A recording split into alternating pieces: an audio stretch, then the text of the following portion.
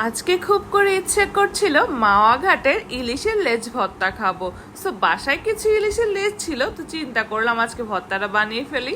মাছ ভাজার আগে as usual যা কিছুই লাগে, হলুদ আর একটু লবণ দেন মাখিয়ে আমি একটু কড়া করে ভেজে নিব ইলিশ মাছটা।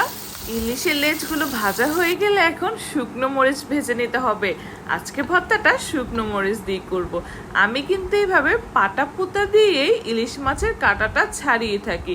ঠিক এইভাবে করলে না কাঁটাটা খুব সুন্দর করে চলে আসে।